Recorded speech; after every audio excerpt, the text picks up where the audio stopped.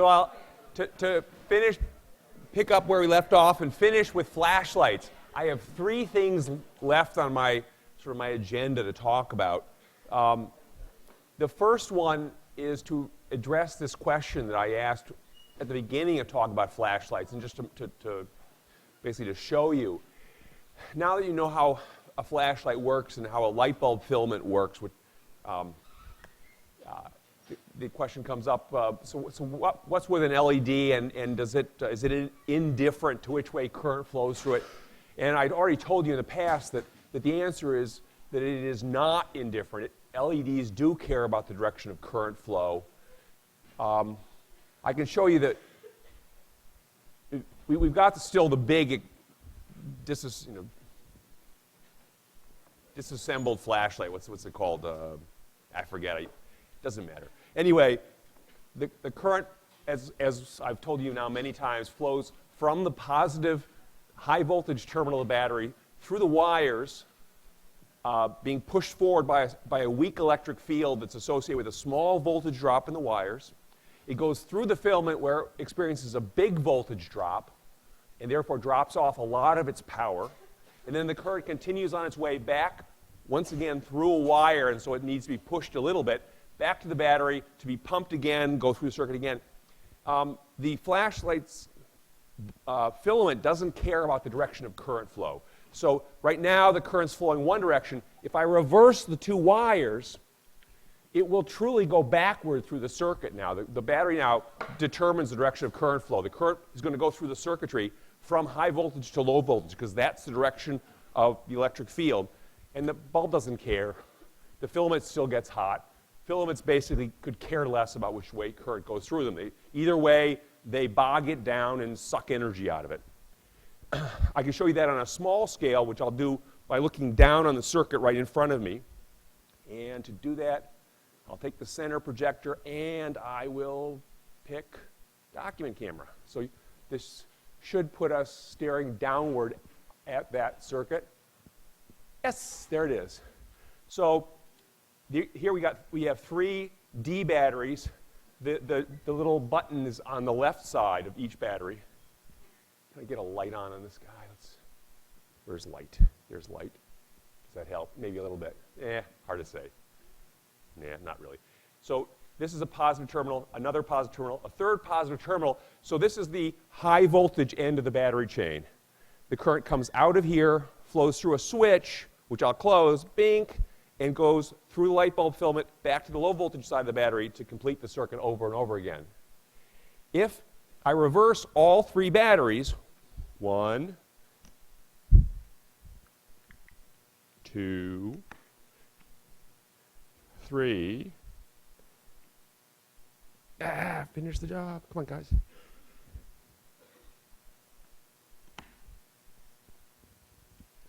Yay. Light bulb filament still goes. Nobody cares. How about if we replace the light bulb with a light emitting diode? And I'm not going to flip the batteries yet. I'm just going to put the diode in. This right here is the light emitting diode. I have to add an additional device to the circuit because light emitting diodes have strange characteristics in response to voltage. If you use too much voltage for the diode, it will carry a tremendous current and self-destruct. So I've got a device over here on the right that limits the current flow. Its presence isn't particularly important. It's just there to save the diode from its own excesses. And so the diode lights up. So the diode's happy to have current flow through it this direction. But if I flip the batteries, 1, 2, and 3, no joy. The diode will not carry current the other way. And we'll see the very name diode refers to a one-way device for current. So this is a device that in its simplest form, a diode is just that. It's a one-way device for current. And that can be useful in certain circumstances. And so there are diodes in many devices just for the purpose of preventing current from going the wrong way. In the case of a light-emitting diode, it prevents current from going one way, but it also, when it allows current to flow the way it likes, it actually produces light. The current actually undergoes a drop in voltage from entry to exit, and that drop in voltage means that energy is being deposited in the light-emitting diode. Where does the energy go? Well, a substantial fraction of it goes into light, and we'll learn later on in the semester how it is that transformation of energy from electrostatic potential energy, into visible light takes place, because it's pretty amazing. It's really taking over in terms of lighting. Okay, we're still being illuminated by fluorescent tubes, but that'll change. Fluorescent tubing is on its way out. I never thought that would happen 20 years ago. I used to teach about incandescent lighting, like extensively in these classes. And then I started teaching a lot about how fluorescent lighting works. And man, that's going to go the way of the dodo bird too. So it's going to be all LED. It's really weird to watch time march on. Okay, so the issue of current flow, the direction of current flow, the fact that filaments don't care, that light-emitting diodes do. Any questions about those issues? Okay.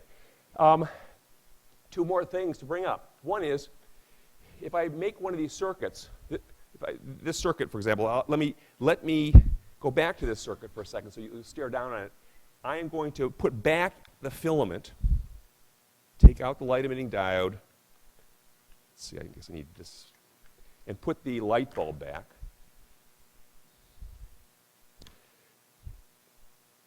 Right now, so it should work. There it goes, okay? What if I reverse one of the batteries? So if I take the middle battery and put it backwards, or actually, instead of doing the middle battery, I'm going to do the last battery because it's for pedagogical reasons. It'll be easier to do it. So now I've got one battery that pumps current to it from low voltage to high voltage, a second battery that pumps current from low voltage to high voltage, and the third battery is backwards.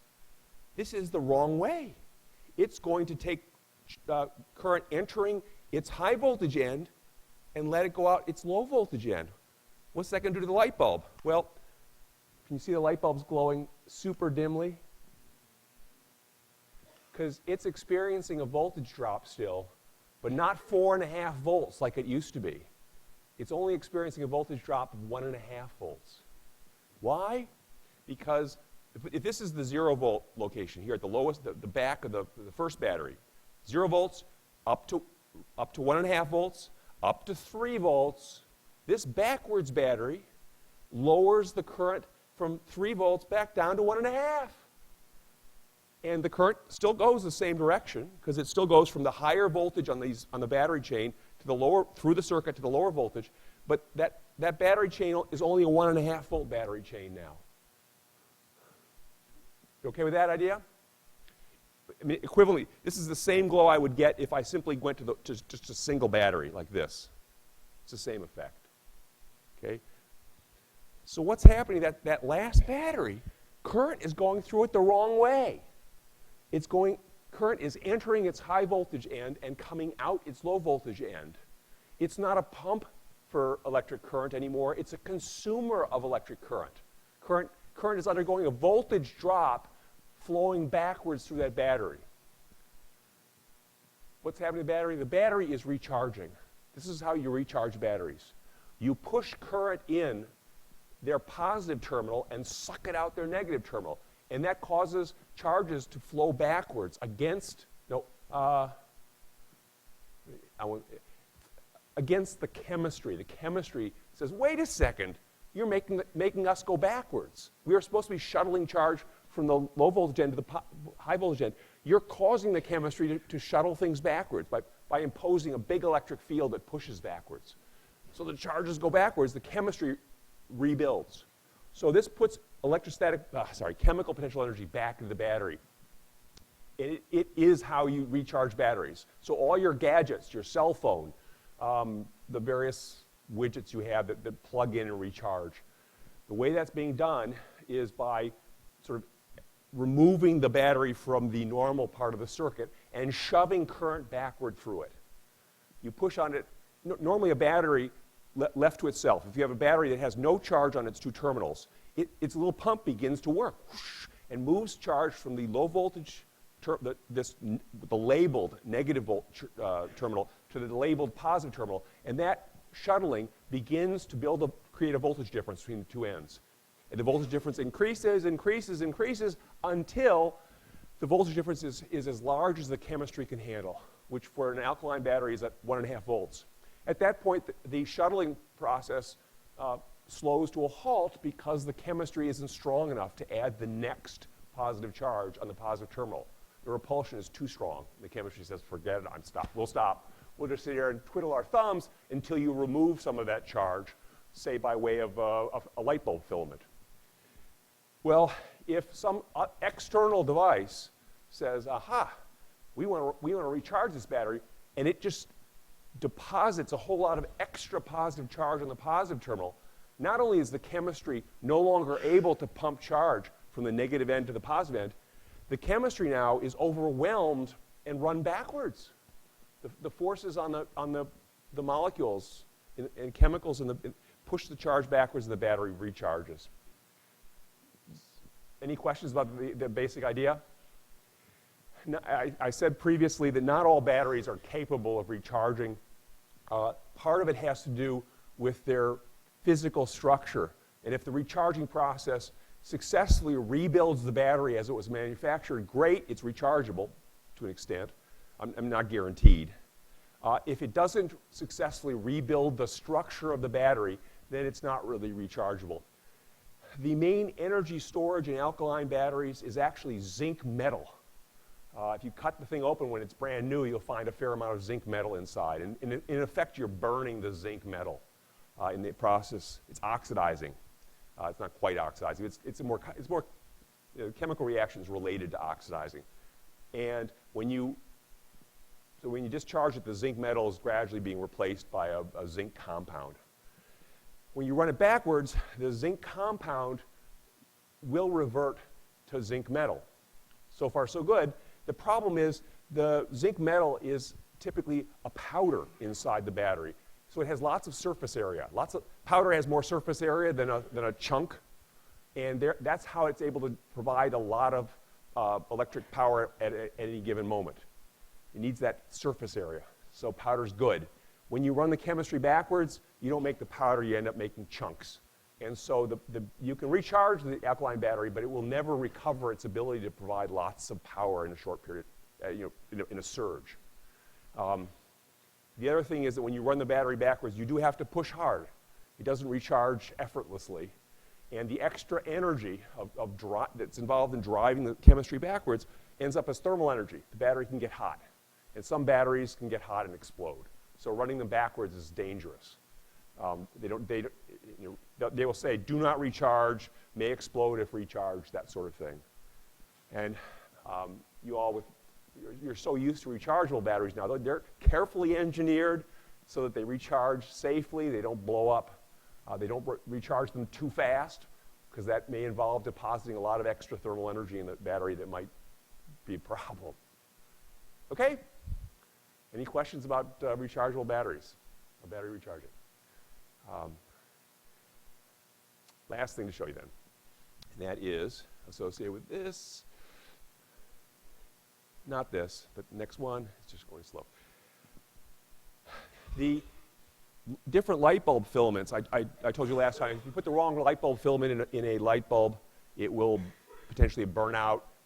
You all, for example, if you take your hair appliances to Europe and expose them to too much voltage, they will burn out. The issue there is each of these devices, filaments for light bulbs, heating devices for appliances, they're designed so that when they're exposed to a certain voltage difference between entry and exit, they carry the amount of current that is desirable, and therefore gather the right amount of thermal power from the passing current. If they allow too much current to flow, they'll gather too much power, they may self-destruct. If they let too little current then they may not gather enough power, they may not operate properly. So each one is designed to have a certain resistance, that is a certain impedance to the flow of current. A big thick piece of copper metal has a very low resistance. It will let a lot of current flow even in the presence of a tiny voltage difference between entry and exit. In contrast, the filament of a light bulb has a much larger resistance. It needs a bigger, for a given voltage drop, it won't carry very much current. Or equivalently, if you want to make a lot of current go through it, you got to push hard, get a big voltage difference. And that sort of observation is quantified in what's known as Ohm's law, which is that equation in the middle of the drawing, middle of the I want to carry this over here.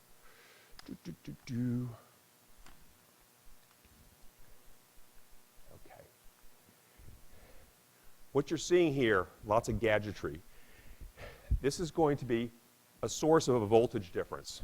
And I've got a gadget that will give me an adjustable one. So you can just think of it as an adjustable battery, a battery where I can vary the voltage rise of the battery. What that current's going to do, it's going to come in from the positive terminal batteries over here on the right. It's going to flow over here through a little device here with a label on it. That little device is the resistor. It's a commercial electronic device known as a resistor, and they're all over the place in your gadgets.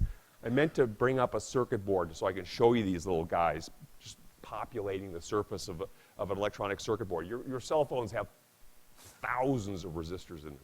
So anyway, the current comes along through wires that are essentially freeways for current. Current flows through them effortlessly for all practical purposes. That guy's got a big resistance. It does not like current flowing through it. So it needs a big voltage drop across it to carry current. Lastly, the current will leave that, the other side, the low voltage side of the resistor, flow through this device, which will tell you how much current is flowing. That's its purpose in life. This is called an ammeter. In this case, it's a milliamp meter. It tells you how many 1,000ths of an ampere are flowing. And then the current will return to the variable battery to be pumped again. The other gauge here that we've got is a device for measuring the voltage difference between entry and exit of that resistor. So the whole point of this is, I'm going to apply a voltage like this. There is now a 2-volt voltage drop across that resistor. The current arrives at 2 volts, leaves at 0 volts, 2 volts of difference, and the current continues on its way. And how much current is flowing? Oh, surprise, 21,000ths of an amp. What if I expose that resistor to a voltage drop, not of 2 volts, but of 4 volts? There we go.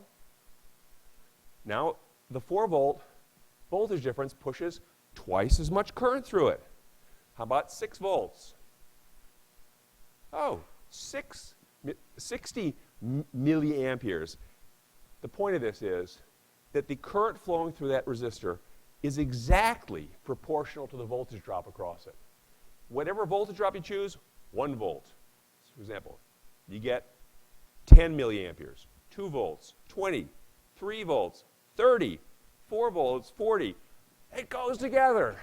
And that is all built together in this equation known as Ohm's law, which, of course, is no longer visible because I used the screens I used. Come back, come back. And yes, that when you expose a resistor to a voltage drop, the current that results, and the way I've written this is one of the ways that I don't like. I can't edit it on the fly. But basically, for a given voltage drop, you get a proportional current flowing through it. Really, I should have written this cause and effect in my usual manner. I should have voltage drop divided by resistance equals current, because current is the consequence, and voltage drop is the cause, and resistance is like the mass term in F equals ma, written the way I like it. The point then is that the voltage drop and the current are proportional to one another. Double the voltage drop, double the current. And this is true not only of commercial resistors of this sort, it's true of almost everything, particularly wires. So ordinary household wiring, the wires in all your gadgets, the wires that deliver power across the country, they all obey Ohm's law. And when the physicists and the scientists, engineers would refer to them as ohmic devices because they follow Ohm's law. If you want to make twice the current flow through them, you got to push twice as hard with twice the voltage difference. And why is this worth knowing about? As we will see that when you're trying to deliver electric power long distances through wires and so on, one way to deliver more power, some city decides, oh man, we're going to have, I don't know, it's a super hot day, everyone's going to turn on their air conditioners, and we're going to draw an incredible amount of electric power through our power lines from the distant power generating plant. Well, the straightforward way of sending more electric power through those wires is to send more current. Keep all the voltages the same, but just pass more charge through the wires every second. Well, if you double the amount of current flowing through an ohmic device, which is what a wire is, you have to push twice as hard. So if you want to send twice as much current to the city, you have to use twice the current. So you have to use twice the voltage drop. Well, that wire is actually consuming electric power. Why? Because it's carrying a current, and the current is experiencing a drop in voltage, which means that every charge is dropping off a certain amount of energy in the passage. And since you have doubled the voltage drop in order to push twice as much current through as you did on a day when no one had their air conditioner on, twice the voltage drop, and twice the current is experiencing that voltage drop, that's a factor of 4 in electric power being consumed by the power transmission wire. You okay with that? I will say it one more time and ask me if it doesn't make sense. You're trying to push twice as much electric power to the city. So you double the voltage drop in the wire itself to push twice the current through it. So you put the power in, maybe at a very high voltage, but it has to, when it comes out, it's lost a small amount of voltage. That's the voltage drop in the wire. And now you are doubling that voltage drop to carry twice the current in the wire. So twice the voltage drop, twice the current, the wire itself is consuming 4 times as much power as it did before. That's an issue. It's a huge issue, actually. The transmission of electric power in the United States wastes something like 6 or 7% of the generating capacity of the United States. So if all you do is try to send twice as much power to cities by twice as much currents, you will increase that power waste from like 6% to 6 times 4, 24%. Huge increase in wasted power. So the power industry in general, power grid, all that, is painfully aware of the power wasted in wires. And much of the complexity of the electric power grid is associated with trying to defeat that power waste. And it's going to be a topic, the next topic after ordinary magnets will be the world of electric power distribution. You okay with that story? What are the consequences for you just in ordinary use? This is why you don't plug too much stuff into a single extension cord. I'm sure the university beats on you. Any of you live in student housing, so don't use extension cords. Be careful. 1,000 reasons to be careful with extension cords and so on. It's because if you start plugging a whole lot of stuff into an extension cord, and for example, you were running one hair dryer and you put in a second hair dryer in that extension cord, that means you're trying to draw twice as much power out of the wires. Well, you need twice the current carrying that power. The current doubles in the extension cord, and the power consumed by the extension cord goes up by not by a factor of 2, but by a factor of 4. And whereas it was maybe slightly warm when one hair dryer was plugged into it, it suddenly becomes noticeably warm. And if you put a third hair dryer into it, fourth hair dryer, oh my gosh, big trouble. Okay? That's the story.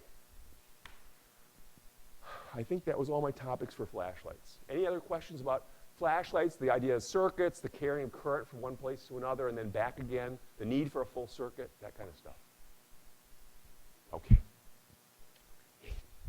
Incidentally, I appreciate your coming in the middle of a lovely spring weekend, right? Fridays are always iffy, but like on a day like this, really iffy. Okay. Household magnets. All right, so I've talked at length about all things electric, and now we're going to go to things magnetic, and pretty soon we're going to go to things that are electromagnetic. Why? Because just to foreshadow whatever, electricity and magnetism are not independent of one another. They are interrelated in all kinds of ways.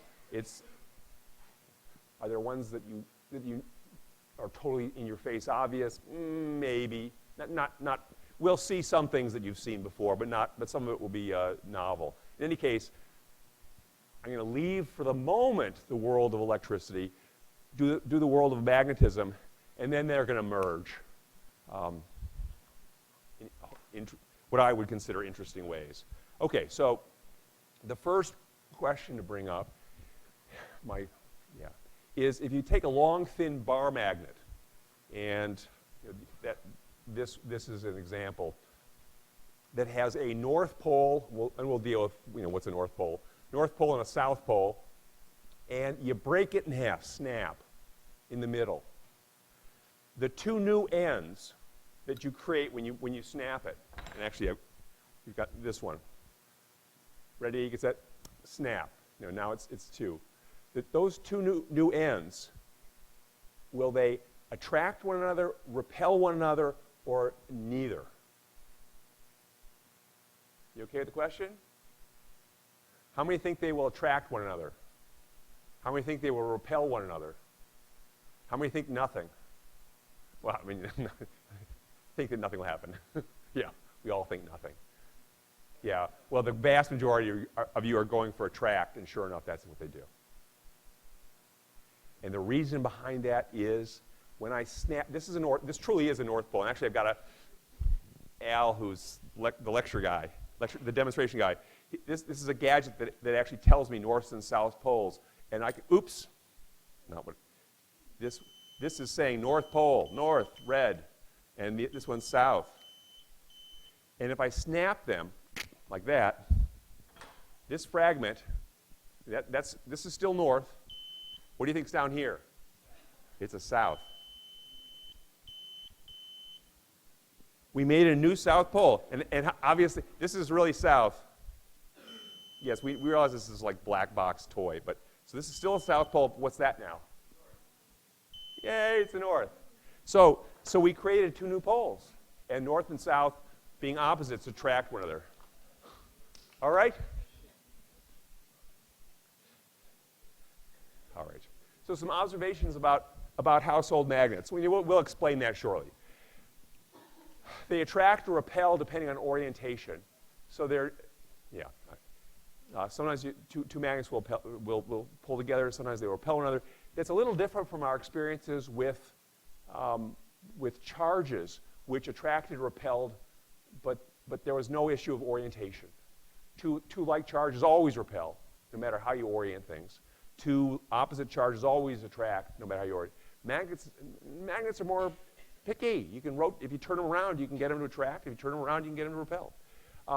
They only stick to certain metals. They will stick to most refrigerators, for example, but not all of them. So some of you may have had a refrigerator that will not take refrigerator magnets. They affect compasses. In fact, compasses and magnets are best buddies. Compasses are magnets. The Earth itself is a magnet, and some magnets require electricity, and that's going to be our entree into the world of electricity and magnetism as a team. Oops. So the questions to go after. The first is this: why do two magnets attract and repel? Now you can get the whole schmear. Why? So that's where we'll start. And the reason for that, and just to show you for sure that it's true, I'll set aside this guy that's the so-called broken magnet. So here's a magnet on a swivel, a magnet free in my hand, and if I bring the magnet up to one end of the swivelly magnet, they clearly attract one another. If I bring it on the other hand over to the other side of the magnet, they repel, they hate each other. So on any given magnet or pair of magnets, you can get what you want. And the reason for that is that every magnet you have ever seen or that anyone else has ever seen has both a north pole and a south pole. So what's a north pole and a south pole? Well, they are the plus and minus equivalents. They're equivalent of plus and minus charges, but in the world of magnetism.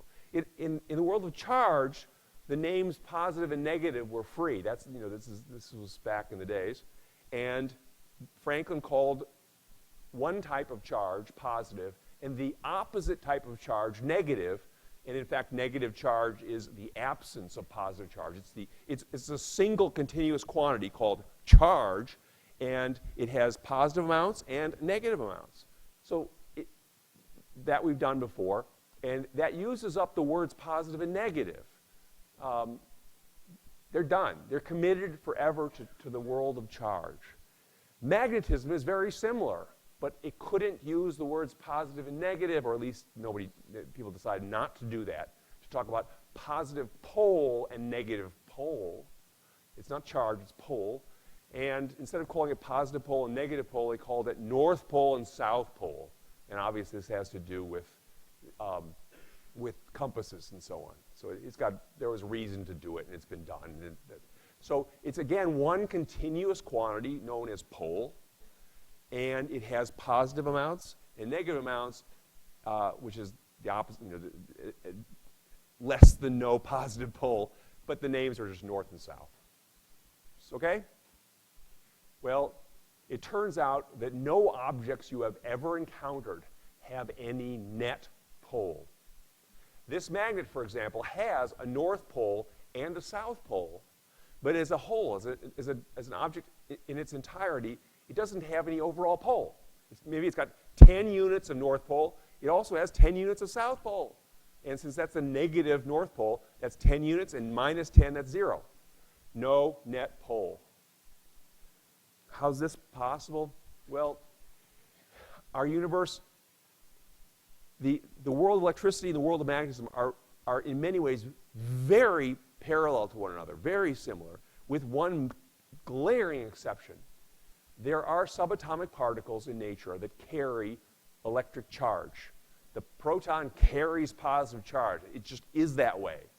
And the electron carries negative charge. It just is that way. They happen to be very small amounts of charge.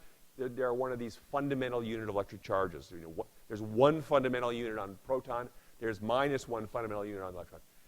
In contrast, no one has ever observed a subatomic particle carrying pure north pole or pure south pole.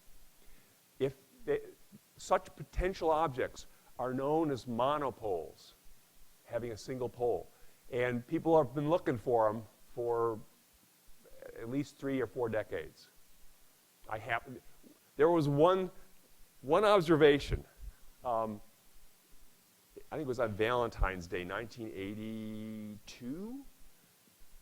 It was in the laboratory downstairs from my laboratory as a graduate student. And alas, they never saw another event. And so it was decided this was probably just some fluky apparatus accident. It's conceivable it was the only monopole ever to pass through the Earth and be noticed. But that's unlikely. The fact is, the absence of pure poles in the universe is troubling to some physicists, theoretical physicists. They should exist, but no one's ever observed one. Is that okay? No one's ever observed one. That's a little, not quite the right statement. There's no evidence, no definitive evidence that they exist. All right? So the result is that every object that's magnetically interesting has both north and south poles, so they have magnetic polarization, not net pole. We've already seen electric polarization. Remember, that's what happened when you hold when I took the electric charged balloon and put it against the screen. I polarized the screen electrically. I gave it a positive-ish side and a negative-ish side. So net pole on the net charge on the screen was 0, but it was distributed funny. So we had a positive area and a negative area. The same thing happens with magnets. They all will have a North Pole-ish area and a South Pole-ish area. Overall 0, but they have polarization that's magnetic polarization. And that's, yeah. So that's responsible for the strange behavior between magnets. They don't have net pole. They always have magnetic polarization. And if you do it so that the polarization is oriented one way, you get repulsion. You do it another way, you get attraction. And it's not too hard to see how that works. Okay? Yeah, the technical name for a bar magnet like this is a magnetic dipole, because that it has both poles, one of each flavor, and they exactly cancel if you add them up. What else? So this explains to some extent why when you snap a magnet like this, so this is already a magnetic dipole. It has a north side, south side, net pole 0. When you snap it in half, each of the fragments becomes its own magnetic dipole. It again has magnetic polarization, but no net pole. So this guy's got a north pole and a south pole of equal strength. This guy's got a north pole and a south pole of equal strength. Yeah?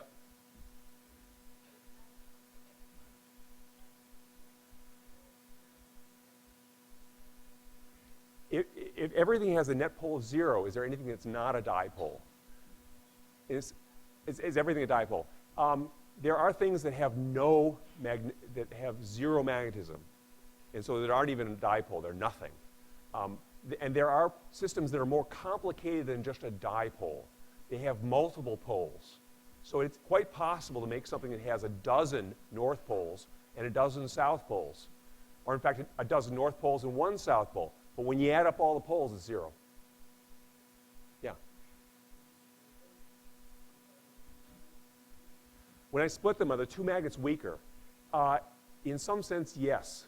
There is energy stored in their being magnetic. Magnetizing things takes energy, and the energy is stored somewhere.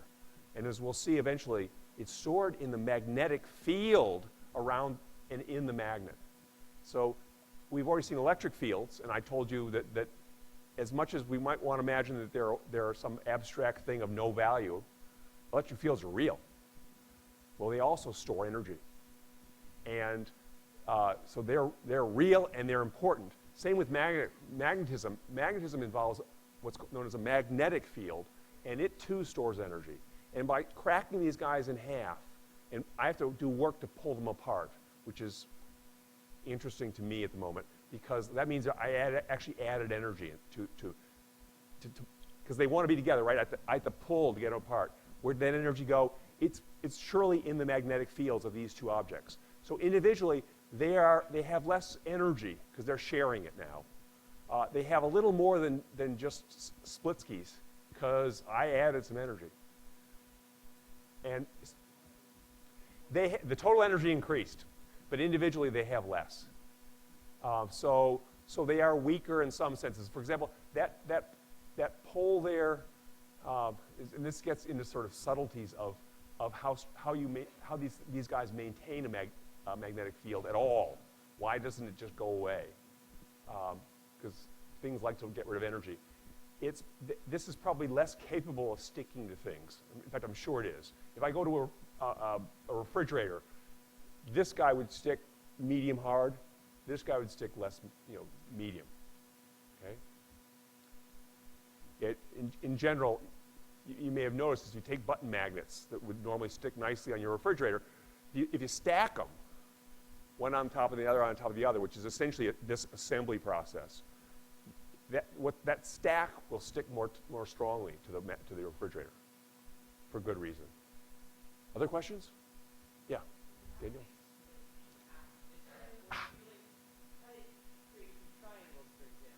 Okay. Yeah. So Daniel's question is if I instead of cutting it this way, we cut it in more complex ways. I'll pick this one, right down the middle, like that. you get a very different result. If I slice it right down the middle, I end up with two half-bar magnets side by side, each with its original north pole and south pole, right? And so everything in between, you can get all kinds of varieties with this. When you split it this way, it comes apart. It's no longer attracted, one half to the other half. They hate each other. They end up like, it's more like this. Crack, oh, we hate each other. Flip upside down and stick. Okay? And this is part of what this is showing you is creating this magnetic arrangement, north pole on one side, south pole on the other side, involves an investment of energy. And these guys will do everything they can to release that energy. And one way would be to break and flip. And magnets will do this if you are careless with them. These guys are so wimpy, nobody would notice. But, do I have them? These are more, these magnets, these modern magnets, which are neodymium iron boron magnets. These guys store a huge amount of energy in them. And as we'll say later on, not this time, the act of magnetizing them does have to take place. When they are first made, they are not magnetic. They are magnetized. Huge dose of energy is put into them, and they would love to get rid of that. And one way to get rid of that is to self-destruct. And you can see the kind of energy they've got by coaxing them to leap at each other. They're both, that one's grabbing on the desk. They will, if you take one of these magnets and you hit it with a hammer, it will break and flip and release lots of energy. So they're brittle and fragile for good reason too, and that allows them to hold on to this magnetization so well. So big, highly magnetized magnets are dangerous if you break them, because they will do everything they can to release the energy that was invested in them. Long story, but okay. Other questions? Yeah. All right. So why do magnets, as I'm playing with these guys, when they're distant, the fact that table's so full of magnetizable material, these guys, did you see the sparks that shot out of it when it hit? These guys, and part of that is it's shattering, and part of it is just the friction of hitting. No sparks. Come on. More sparks. Okay. They need to get pretty close before they leap, right? At any decent distance, they could care less about each other, but it's that last little bit. And the reason for that has to do with the fact that in any given pair of magnets, there are actually 4 different poles interacting. There's the north and north, the south and the south, one north and one south and one north. 4 different interactions. And 2 of them are attractive, 2 of them are repulsive. The question is, which is dominant? And into this situation comes an important relationship, and that is that the interactions between 2 poles, like the interaction between 2 charges, varies with distance. And it has its own equivalent of what was known as Coulomb's law in electricity. It may still be called Coulomb's law in magnetism. It probably is. The point of it is the force. Each magnet exerts a force on the other magnet. There's a pair of forces. They're equal and opposite. It's the usual thing with Newton's third law. But the strength of those forces has the following relationship. First off, it has a constant. That's a constant of nature. This one's got a horribly complicated name. It's called the permittivity of free space. Permeability of free space. I didn't make it up. It is what it is. Okay, so the permeability of free space sets the scale of the force. Then it has the strength of one of the poles that's interacting and the strength of the other pole that's interacting. The bigger the poles, of course, the stronger the forces become. And if one of them changes sign from north to south, what was an attractive force becomes a repulsive force, or vice versa. Lastly, okay, there's a factor of 4 pi in this. Again, it is what it is.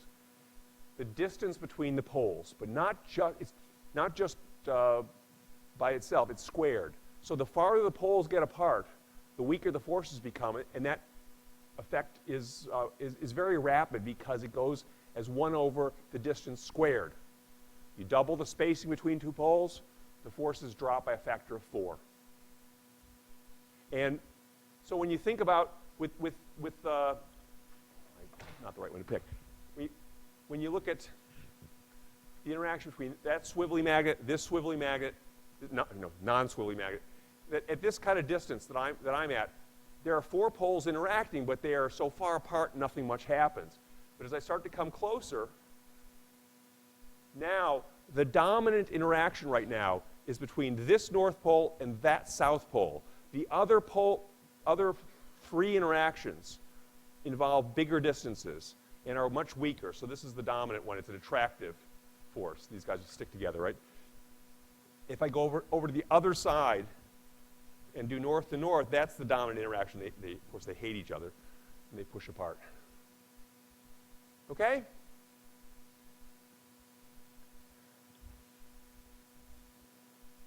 So this just talks more about that idea that when you bring 2 magnets together, they're most likely two dipoles, although they can be more complicated, but let's assume 2 dipoles.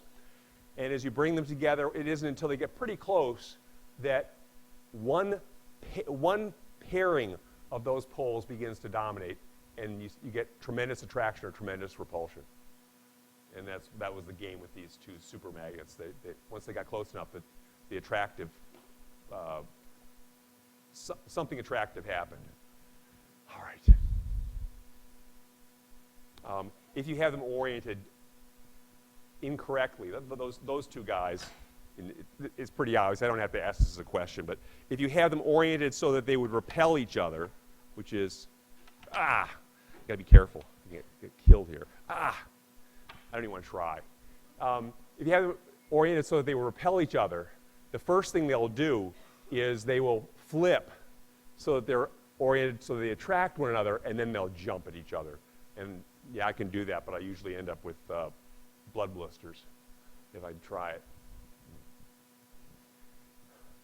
Okay, the last thing to bring up here, and I'll tell you about it and show you just a little, but we'll explain it next time, is sure there's magnets, and they seem to be sort of magically created, and they just come from some company. Wow, you've got these magnets.